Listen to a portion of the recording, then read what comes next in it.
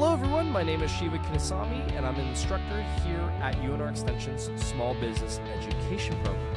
Today we got a fun video talking about small business budgeting. But before we get into that, I'd love to cover some housekeeping that I usually cover in the beginning of these videos, such as what is our program and what do we do? So in general, or in short, the Small Business Education Program is here to give free business education to startup and small business owners and founders. And we're doing this in two main aspects. First is through our virtual classroom. So think of full-length class videos such as this, and even short-form videos that branch off of these classes.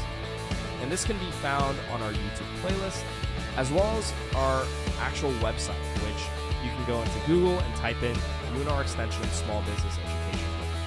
It's going to be the first link that you find on Google. Once you go there, you're able to find our whole virtual classroom spanning through our 5 main categories that we focus on. And those 5 categories are finance, marketing, operations, management, and startup-specific topics. We also offer in-person classes. So if you're in Southern Nevada or Vegas, I highly recommend coming to these classes, as they're going to be a little bit more in depth with the material, as well as you're going to be able to ask your questions you have, as well as hear other questions from other classmates to get a different perspective on the material that's being taught. So in order to find these in-person classes, as we do 30 plus as our average each month, that's also going to be found on our website. Another little tiny thing I always like to add to, as a bonus resource we have, is our Biz Life podcast. This is a podcast where we bring in guests from all sectors that are involved with small business or startups, and we basically pick their brains about what they do and their work with small business and startup companies. So definitely check it out. It's on Spotify as well as Apple Podcasts. That's also going to be on our website. So now that we got all the, housekeeping stuff, let's get right into the topic today, which is on small business budgeting, right? So this is about budgeting. This is about planning, but you might ask why? Well, great question. We're going to be answering why is budgeting important right now in 4 main categories. First is financial control. Budgeting ultimately helps individuals and organizations gain a better understanding of their income and expenses, allowing them to control their spending and avoid overspending. Also, I forgot to mention, with this specific class, budgeting, obviously we're focusing on your, budgeting for small businesses and startups, but some of these concepts can even be used for your own personal lives. Budgeting is very universal, where it's not just for businesses, but it's also great for your own personal goals, which brings us to the second point, which is goal setting. Budgeting helps individuals and organizations set financial goals, such as saving for a down payment on a home, or paying off debt, or even starting that great business. With a budget, individuals and organizations can allocate their resources towards achieving these goals. The third big point I like to mention is planning for the future. Budgeting helps individuals and organizations plan for the future by estimating their income and expenses over a period of time. This will ultimately enable you to anticipate and prepare for any financial challenges that may arise. All right. And fourth and finally, the last main point I personally live by, and this is why I budget, is decision making. Budgeting ultimately provides individuals and organizations with valuable information to make informed financial decisions. So when you have a clear understanding of your financial situation, you're going to be able to decide whether to allocate your resources and make the right choices that align with your priorities at that given time. All right? So let's keep going into the components of what makes a business budget. And there's 5 main buckets, all right? So first up is revenue projections. This is essentially estimating future sales and income. And if you're, let's say, a newer company, like a newer startup or a newer small business, and you don't have any data, just make estimates. And it might even help looking at competitors in your specific industry to get that type of data. But ultimately, revenue projections are just estimating future sales and income. Next is fixed costs. These are regular, unchanging expenses. So think of things like rent, salaries. We also got variable costs. These are expenses that vary with production or sales level. So it's really tied to the production and sales level of your product or service. All right.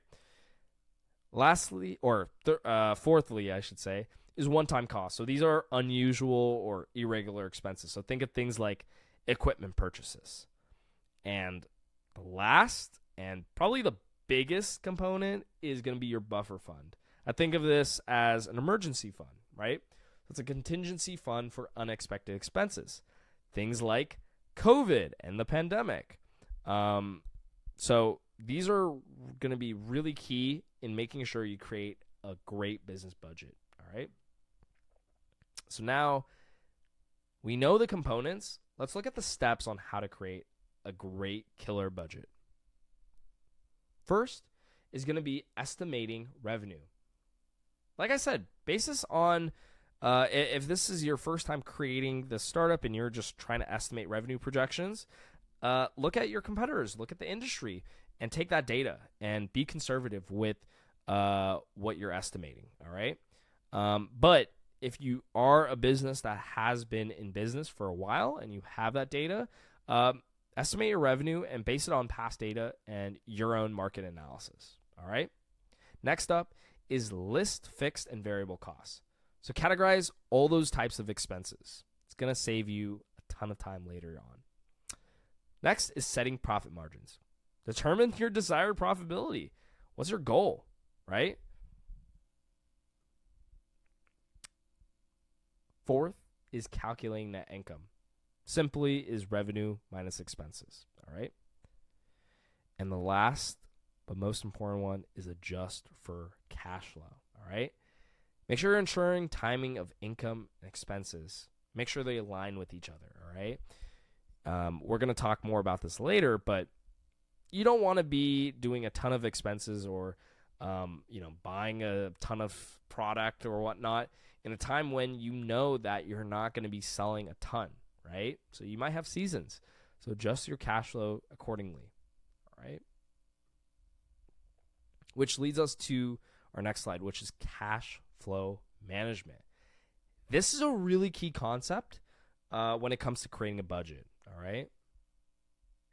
So first is understanding cash flow. And that just boils down to 2 main concepts, which is cash inflows, which is money coming into business, and cash outflows, which is money coming out of the business, all right? Inflow, in. Outflow, out. It's all, I would highly recommend you just memorize it like that, all right? So when it comes to cash inflows, some examples are things like sales or loans, so money that's coming in. And then cash outflows are things that are going out. So like examples of this is expenses and repayments, all right? Make sure your inflows are maybe a little bit higher than your outflows, all right? You want more money coming in than going out, all right? So that's understanding cash flow and how it works, all right? Next is the cash flow statement. This is important. A cash flow statement summarizes the amount of cash and cash equivalents entering and leaving a company. It's really important because the whole concept with cash flow, I don't know if you've heard of the phrase cash is king, but this is how you're able to make sure you have ample amount of cash and you're able to stay accountable, all right? The cash flow statement highlights a company's cash management, includes how well it generates cash. This financial statement complements your balance sheet and your income statement. The balance sheet and the income statement are great financial statements, but one of the things they lack is that cash flow. And that's where this statement comes into play. And frankly, it's the only thing this statement covers is cash inflow and outflow. But furthermore, the main components the statement covers is cash from operating activities, investing activities, and financing activities. So let's look at some strategies for managing cash flow. Like I said before, you want to align expenses with revenue cycles. If you know that you have dry seasons with your business, you might not want to put some of your fixed costs when that occurs. All right. You also might not want to buy a ton of product when you know that you're going to have a dry season in that specific season or that specific time of the year. All right. So align expenses with revenue cycles. Next is maintaining a cash reserve. All right. I'll give you an example of making how important a cash reserve is and maintaining it. I used to work at Apple, at the Apple Store more specifically. This is actually during COVID. And as you know, a lot of businesses closed down, but Apple was known, this is pretty big because Apple closed all of its stores worldwide for a week while it was trying to figure out its strategy. All right. And furthermore, they were actually able to pay every single employee for that whole week. And they were only able to do this because of the money they had or the cash they had on reserve. They were sitting on a ton of cash. They maintained their cash reserve. And they budgeted for an emergency. So this is why cash is king, because it helps enable you to do things like this in extraordinary events, right? Like a pandemic. We're able to be empathetic and be able to do incredible things that you'll be known for. So maintaining a cash reserve. And this also is relevant for if equipment breaks down, right? Having that cash reserve is going to be key in making sure that you're able to do those repairs or even buy new equipment, right? And then the final strategy I would recommend is monitor regularly. I would highly recommend monitoring daily. And I want to ask you this question, which is how regularly would you check your accounts? And would you be more inclined to do this due to the increase of things like cyber fraud and terrorism and how it would affect your business? I'm guessing your answer is yes. And that's what I mean to say is I would highly recommend looking at your accounts daily to make sure there's nothing funny going on with how much you have in your bank accounts and how much cash is coming in and out. This is really going to help make sure you're being the most accurate when it comes to your cash flow. Okay. Next is budgeting tools and software. We got three main categories. First is spreadsheets. Personally, I use this a ton in my own startup, which I don't think I mentioned, but it's a startup called Ace Delivery. It was a coffee tea delivery service intended for college campuses and college students. Personally, I use spreadsheets to do everything, including budgeting and revenue projections and all this stuff, cash flow management. I use spreadsheets for everything. And these are super customizable and flexible to your needs. Examples of spreadsheets or spreadsheet tools or software are things like Excel or Google Sheets. The one caveat is with Excel, you're going to have to pay for it, whereas Google Sheets, it's free. There's also an Apple equivalent called Numbers, which is also free for if you do own an Apple product. So I'd highly recommend starting with spreadsheets, especially if your business is new. If you did want to offload a lot of budgeting to software, there are some budgeting software out there, and these are specialized tools for small business and startups. when it comes to budgeting. And this is things like QuickBooks or Xero. We also got some mobile apps as well. So this is more on-the-go budgeting. So think of things like Mint or Wave. Highly recommend you do some more research into these 3 categories and find what works for you. Which takes me to my next slide, which is budget monitoring and adjustment.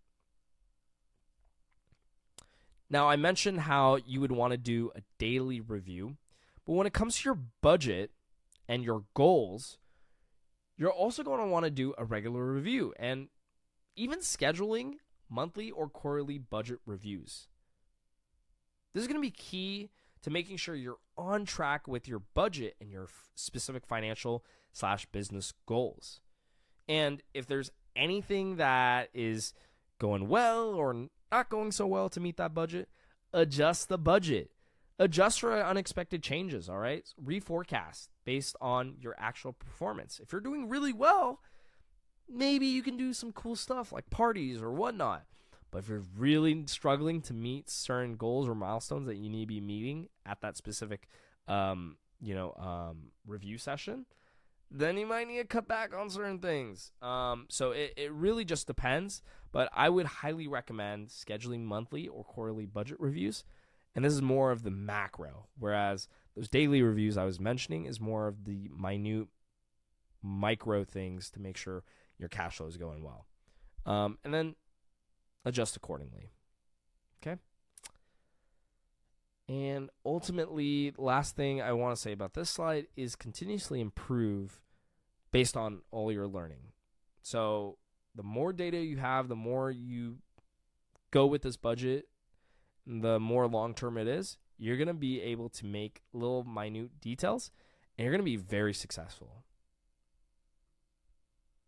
So, speaking of successful, here are some common budgeting mistakes that will make you not successful if you follow these, or if these are some of the pitfalls you get into.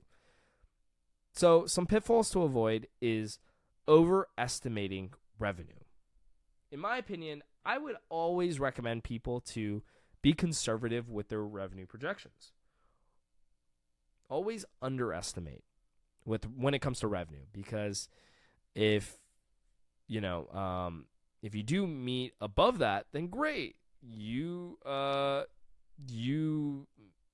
went above and beyond with your expectations. But when you underestimate, you're being very honest with yourself. That's all I like to tell people is you're being honest with yourself and you're not being in some fairyland when you're creating these revenue projections. So first pitfall to avoid, overestimating revenue. Second pitfall to avoid is underestimating expenses. I want you to be very, very honest with yourself again. And if something costs something, put it down. I don't care how much it costs. Be sure to always represent the most accurate amount for expenses. Okay? Next is ignoring cash flow issues. Like I said before, if you have more money going out than coming in, that's a problem. And frankly, I don't think you should have your business anymore, because your whole point of your business, at the end of the day, no matter what goals it has, you're trying to generate cash. You're trying to bring money into the company, right? So if you're ignoring those cash flow issues, you're not going to be successful with your budget and your financial goals and ultimately your business goals. Next pitfall to avoid is not setting aside funds for taxes. Very common rookie mistake. Highly recommend you have a separate fund for those taxes. And lastly, failing to review and adjust the budget regularly. If you just leave a budget and you do reviews, but you don't adjust, it's just there's really no point to budget if you're not going to adjust your budget accordingly. All right? So these are some of the pitfalls to avoid when budgeting. All right? Next is making informed financial decisions. Now, we gave you the steps, we gave you the different components of a budget. Now, how can we use this to your advantage? How can you use your budget? Well, we have 3 main aspects. First is guiding operational decisions. So if you're trying to I don't know. If you're trying to get somewhere, like let's say in year 2, you're trying to expand to a new office, maybe you want to cut off some of those parties, or maybe you want to do more marketing, or maybe you want to save your marketing budget for when that second year comes around. Again, your budget's going to help guide your operational decisions. Speaking of equipment and future things, next is planning for future investments. If you have specific needs or wants to help that you see will help your business grow, this is where your budget comes into play. This is going to help guide your operational decisions. Make sure you plan for your future investments, right? And lastly, your budget is really, really going to be there to help you align with business goals. I always tell people business goals are very, very intertwined with financial goals. Oftentimes, you can't meet specific business goals without knowing your finances and without having a budget. So, these are the 3 main ways I would recommend using your budget. The last thing I would recommend is budgeting for growth. And this is usually typically for startups, but small business owners, you can also follow this too, to some degree. So, with budgeting for growth, you're ultimately planning for expansion. So, when you are budgeting, when you are doing revenue projections, make sure your revenue projections are being accounted for scaling up. Okay? So, for example, with my startup, Ace Delivery, we had first year of revenue projections, normal, whatnot, being very conservative. In the second year, we had a bump. We had 2 times as much revenue we were making per month, and even by the end of the year or by the end of the quarter. And we use this to explain that by year 2, we were aiming to be in a second campus. And this really tied back to our main goal, which was that the first year we really wanted to aim for 80 to 90% of the college either knowing about us or even using our platform. So make sure you scale up your revenue projections based off of your plans for expansion. Again, adjust cost structures for growth. It's going to probably cost a lot more in the beginning, but once you expand, your cost becomes significantly cheaper. All right? So make sure you accompany that in your budget. Lastly, include marketing and development expenses. You can't expand and you can't grow without these 2 things. So you have to include it. And with budgeting for growth, you're looking at a long-term budget. So for long-term budgeting, forecast for multiple years. Like I said, for me personally, we did 2, 3, 4 years. And those other additional years after the first year had a specific goal or specific milestone we were trying to achieve. And that's why we were able to budget and we were able to have financial planning for those specific years. And ultimately, with long-term budgeting, it's going to help set long-term financial goals. So if you want to meet specific metrics at the end of the year, you can hold yourself accountable for it. And again, that's what budgeting is. It's holding you accountable. Whether it's for yourself or for your business, you want to be accountable with yourself. And with finances, it's all about accountability. With that being said, thank you so much for coming to today's class. Hope it was helpful. If you have any questions, feel free to post that in the comments down below. We'll try to get back to you as soon as possible. Again, I would highly recommend checking out some of our other videos in our virtual classroom on our website or on this YouTube playlist. Or if you are in the Vegas area, feel free to come into one of our classes. You can ask your questions physically to me or many of my other colleagues who are instructors at UNR Extension Small Business Education. Anyways, thank you so much, guys, and I'll catch you in the next one. See ya.